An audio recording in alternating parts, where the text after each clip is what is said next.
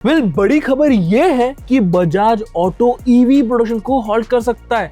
Royal Enfield Hunter को भी एक तगड़ा कंपटीशन मिल सकता है and also kinetic DX name plate वापस आने से एक नॉस्टैल्जिक मूवमेंट तैयार हो गया है।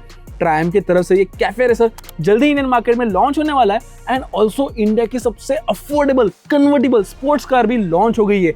मजेदार धमाकेदार न्यूज है इस वीक के। नमस्ते एंड स्वागत करता है आपका इस वीक के न्यूज अपडेट्स में। फिर सबसे पहले बात करते हैं रेयर अर्थ मैग्नेट्स के बारे में। देखिए, इसके पहले भी हमने रिपोर्ट किया था कि रेयर अर्थ मैग्नेट एक बहुत ही बड़ा कंसर्न रह सकता है ईवी मार्केट के लिए, स्पेशली इंडियन ईवी मार्केट के लिए। एंड ऐसा ही कुछ होने वाला है बिकॉज रिपोर्ट्स के मुताबिक बजाज ऑटो, जी हाँ, Bajaj Auto might halt the production of their EVs because of rare earth magnet shortage. ये मैग्नेट्स बहुत ही क्रूशियल होते हैं फॉर इलेक्ट्रिक मोटर्स एंड ये मैग्नेट्स का सोर्स चाइना है, जी हाँ, China. And now they are not supporting our Indian OEMs with the exports. काफी ज्यादा कॉम्प्लिकेशंस बढ़ा दिए उन्होंने एंड फेस्टिव सीजन के पहले ये सब होना डिसहार्टनिंग जरूर है। एंड ऑल्सो सप्लाई चेन फिलहाल रिस्क में है, डीलर्स के लिए भी टफ टाइम है because Chetak is the highest selling e scooter in the market and ये सब होना जेन्युइनली एक बहुत ही बुरी खबर है। But I hope and I wish जल्दी ही कुछ ना कुछ सोल्यूशन हम इंडियंस इसका निकाल ही लेंगे। फिर नेक्स्ट खबर ये है कि रॉयल एनफील्ड हंटर तकलीफ में आ सकता है। काश मैं ऐसा कह सकता because Classic Legends revives a very old name plate, the Bantam. ये जो बाइक है जावा 42FJ प्लेटफॉर्म पे ही बेस्ड है, इंजन हार्डवेयर सिमिलर ही है एंड ये एंट्री लेवल BSA मोटरसाइकिल है in overseas market. But sadly ये मोटरसाइकिल इंडिया में लॉन्च नहीं होने वाला and I think it is a good move as well because Jawa ESD already popular है इंडियन मार्केट में एंड BSA का ये मोटरसाइकिल अगर लॉन्च हो जाता है तो जावा ESD की जो सेल्स है वो कैनबलाइज हो जाएंगे। बट पर्सनली मुझे ऐसा लगता है ना, अगर ये नेम प्लेट इंडिया में लॉन्च हो जाता ना तो कॉम्पिटिशन थोड़ा और टफ हो जाता। खैर, नेक्स्ट न्यूज की बात करते हैं एंड नेक्स्ट इंटरेस्टिंग न्यूज ये है कि ट्रायम्फ स्पीड 400 पे बेस्ड कैफे रेसर जल्दी इंडियन मार्केट में लॉन्च करने वाला है एंड इसकी जो प्राइसिंग है वो स्पीड 400 एंड स्क्रैम्बलर 400X के बीच में रह सकती है।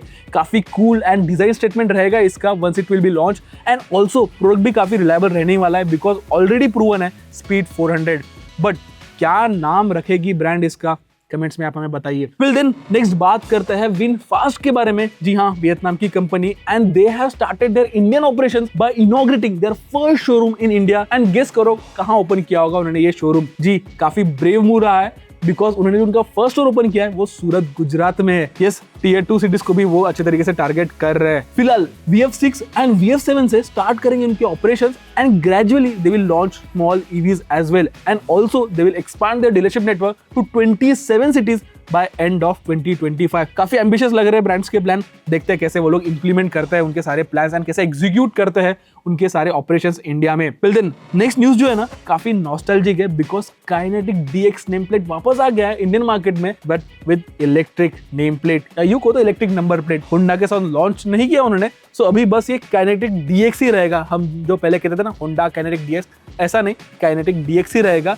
डिजाइन हालांकि काफी सिमिलर है, डिजाइन काफी रिटेन किए उन्होंने, हालांकि थोड़े मॉडर्न टच दे दिए रहते तो थोड़ा अलग हटके अपील आता। वेल, अगर हम प्राइसिंग की बात करें तो ये स्टार्ट होती है 1.11 लाख से for the DX version and it goes up to 1.17 lakh for the DX plus version. अगर बैटरी कैपेसिटी की बात करें तो 2.6 किलोवाट की LFP बैटरी मिलेगी एंड जो DX वर्जन है, जो बेस वर्जन है, उसके साथ जो क्लेम रेंज है वो अराउंड 102 किलोमीटर्स का है, whereas DX प्लस के साथ जो क्लेम रेंज है वो अराउंड 116 किलोमीटर्स का है। अगर हम बूट स्पेस की बात करें तो 37 लीटर का बूट स्पेस है, password based start and stop system रहेगा, 8.8 इंच का LCD यूनिट है, 12 इंच के व्हील्स है एंड दोनों ही वेरिएंट्स में ब्लूटूथ कनेक्टिविटी दी गई है। बाय द वे, आप हमें कमेंट्स में बताइए कि would you choose kinetic DX over it rivals and also अगर आपके कुछ स्वीट मेमोरीज होंगे ओल्ड होंडा काइनेटिक के बारे में वो भी हमारे साथ कमेंट्स में शेयर कीजिए। फिर देन नेक्स्ट बात करता है MG साइबरस्टर के बारे में एंड इंडिया की most affordable convertible sports car जो 0 to 100 kmph का एक्सेलेरेशन अचीव कर लेती है इन जस्ट 3.2 सेकंड्स। वो लॉन्च हो चुकी है at the price of 75 lakhs। एक शोरूम ड्यूअल मोटर का सेटअप मिलता है, 77 किलोवाट की बड़ी बैटरी मिलती है। इसका जो मोटर है वो पीक पावर अराउंड 510 HP का बनाता है and around 725 newton metres of electric torque develop करता है। जो क्लेम रेंज है वो अराउंड 580 किलोमीटर्स की है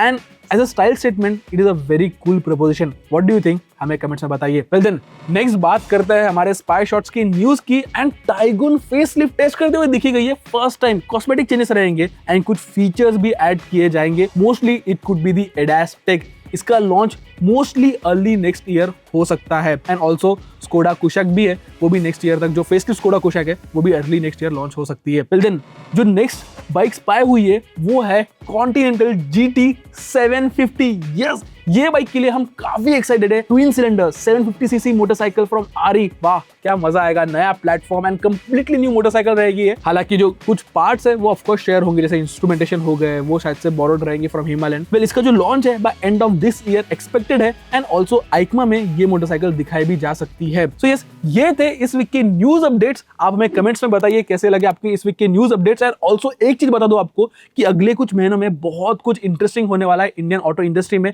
तो ट्रैकिंग ऑटो को सब्सक्राइब करना ना भूलिए। एंड अगर आपको ये वीडियो पसंद आया होगा तो लाइक भी जरूर कीजिए। तब तक के लिए keep trekking and drive and ride safe.